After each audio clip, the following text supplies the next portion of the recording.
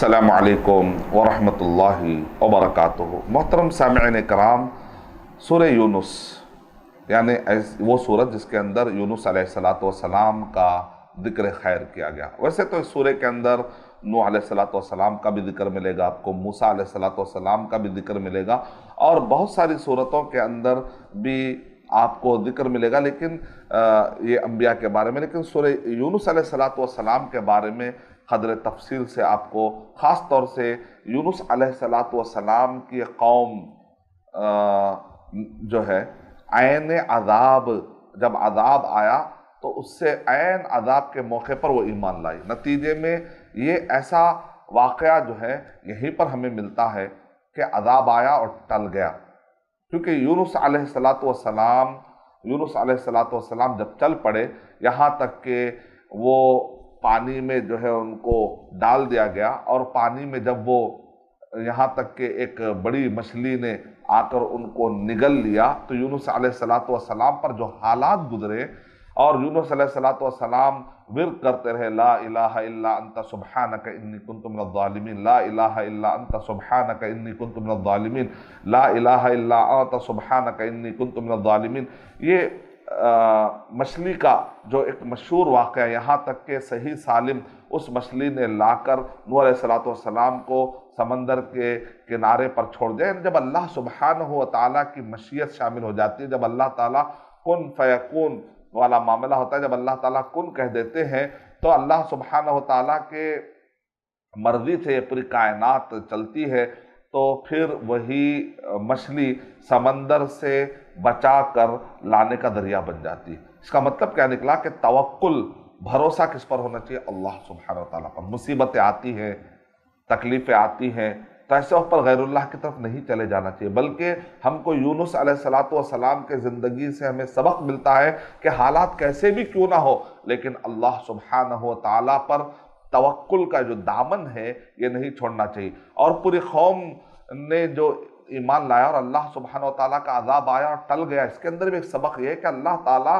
कितना रहम करते हैं, यहाँ तक के मौके पर मौका देते हैं। यहाँ पर अल्लाह सुब्हानहु व तआला इस कौम पर कैसा रहम खा रहे हैं। इसका मतलब ये निकला कि आदमी को अच्छे रास्ते का रुजू करने के लिए कभी भी हिचकिचाना नहीं चाहिए। शैतान आएगा, कहेगा कि भाई अब तुम क्या सुधरोगे, क्या मुश्किल, अब तुम क्या अच्छा बनोगे, अब तुमसे क्या होने वाला है। नहीं, उसकी बातों में नहीं आना चाहिए। अल्लाह की तरफ रुजू होना अल्लाह ताला को बहुत पसंद है। तो नूह अलैहिस्सलातु वस्सलाम की ज़िंदगी, मूसा अलैहिस्सलातु वस्सलाम की ज़िंदगी और यूनुस अलैहिस्सलातु वस्सलाम की ज़िंदगी तवक्कुल पर मबनी है। तो सूरह यूनुस ये सूरह नंबर 10 है। तो अगर आप गौर करके देखेंगे कि सूरह यूनुस के अंदर ये ख़ास तौर से हमें तवक्कुल के दर्स मिलते हैं। इसके बाद की सूरतें, सूरह हूद भी तवक्कुल के आला मिसाल है, इसी तरह सूरह यूसुफ भी तवक्कुल के आला मिसाल है। सूरह यूनुस से लेकर सूरह हज सूरह नंबर 22 तक, यानी लगभग 12 सूरतों में अक्सर आप देखेंगे कि मक्की सूरतें। हाँ, कुछ आयतों के बारे में कहा गया कि वो मदनी सूरतें होने के इम्कानात है।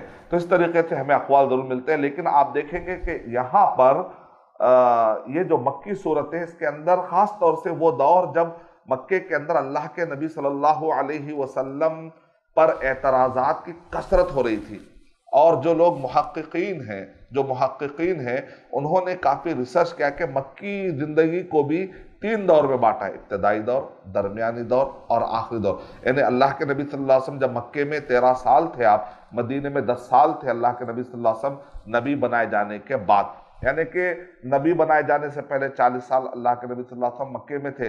नबी बनाए जाने के बाद अल्लाह के नबी सल्लल्लाहु अलैहि वसल्लम 13 साल मक्के में थे। बाद में अल्लाह के नबी सल्लल्लाहु अलैहि वसल्लम 10 साल आपने मदीने के अंदर आपने ज़िंदगी गुजारी है। जो 13 साल है, इसको भी 3 दौर में अहले इल्म ने बांटा है। पहला दौर आपको ऐसा लगेगा कि अल्लाह के नबी सल्लल्लाहु अलैहि वसल्लम इब्तिदा कर रहे हैं और हल्के हल्के एतराज़ात आ रहे हैं। सेकेंड दौर में ऐसा लगेगा कि एतराज़ात की कसरत है। तीसरे दौर में तो यहाँ तक के अटैक भी हो रहे हैं, तकलीफ़ें और बढ़ जा रही हैं, यहाँ तक के हिजरत का मौका पेश आ गया। तो आपको सूरतों के अंदर आपको ये चेंजेस नज़र आएंगे। पहला दौर, दूसरा दौर, तीसरा दौर। ख़ास तौर से दूसरा दौर है, इस दौरान में जो सूरतें नाजिल होते हुए नजर आती है। तो इसके अंदर आप देखेंगे सूरह हूद से लेकर سورہ حج سورہ نمبر 22 تک، یہ دوسرا اور تیسرا، بلکہ سورہ حج تو اواخر دور کا، یعنی مکے کے بالکل آخری دور کا، بلکہ اتنا جو ہے مکی اور مدنی، کیونکہ آخری دور ہے پھر مدینے کی ابتدا ہے۔ بعض علماء کرام نے یہاں تک کہہ دیا کہ سورہ حج میں مکی جھلک بھی نظر آتی ہے اور مدنی جھلک بھی نظر آتی ہے، تو دراصل اس کی وجہ یہ ہے کہ یہ آخری دور کا سورہ ہے، اور اس کے بعد پھر مدینے کی طرف اللہ کے نبی صلی اللہ علیہ وسلم جب ہجرت کر کے روانہ ہوتے ہیں تو کہتے ہیں کہ کچھ حصہ وہاں پر بھی نازل ہوا، کچھ حصہ مکے کے اواخر کا، کچھ حصہ مدینے کے اوائل کا ہے۔ تو اس طریقے سے بہت سارے ہمیں دروس ملتے ہیں۔ ان صورتوں کو پڑھنے سے کیا سبق ملتا ہے کہ دراصل اللہ کے نبی صلی اللہ علیہ وسلم پر مکے میں جو ظلم و ستم کے پہاڑ توڑے گئے تھے، اور صحابہ کرام پر جو ظلم و ستم کے پہاڑ توڑے گئے تھے، تو اس وقت پر یہ صورتیں تسلی کا کام کر رہی تھی۔ تو آج بھی مسلمان اگر ان صورتوں کو پڑھے تو یہ پورے بیک گراؤنڈ کے ساتھ پڑھے گا تو انشاءاللہ اس کو تسلی ہوگی، اس کو جو تسلی ہوگی۔ جیسے سورہ اعراف میں انبیاء کرام ہیں اور ان کے مخالفین کا ذکر ہے، لیکن سورہ انفال اور سورہ توبہ میں محمد صلی اللہ علیہ وسلم اور ان کے مخالفین کا ذکر ہے۔ پھر اس کے بعد ایک ایک نبی کو، پہلے تو انبیاء کو کثرت سے جمع کر دیا گیا سورہ اعراف میں، اور سورہ انفال اور سورہ توبہ کے اندر محمد صلی اللہ علیہ وسلم اور ان کے مخالفین کا ذکر ہے۔ اب یہاں پر یونس علیہ السلام کے قوم کے مخالفین کا کیا ہوا، نوح علیہ السلام کے مخالفین ہے، موسیٰ علیہ السلام کے مخالفین کا ذکر ہے، اور اس کے بعد اب ذکر آتا ہے سورہ ہود کا، جو اگلے ایپیسوڈ میں آپ کو پھر قدر تفصیل سے سورہ ہود کے بارے میں بتاؤں گا انشاءاللہ۔ میں اللہ تعالیٰ سے دعا کرتا ہوں کہ اللہ تعالیٰ ہم سب کو سورہ یونس کے ہدایات اور اسباق میں سے اپنے زندگیوں میں استفادہ کرتے ہوئے اپنے زندگیوں کو ڈھالنے کے اللہ تعالیٰ توفیق عطا فرمائے، آمین۔ وآخر دعوانا ان الحمدللہ رب العالمین۔ السلام علیکم ورحمۃ اللہ وبرکاتہ۔ اور مزید ویڈیوز کو دیکھنے کے لیے آپ ہمارے یوٹیوب چینل کو سبسکرائب کریں۔ فجزاکم اللہ خیرا۔ الدعوة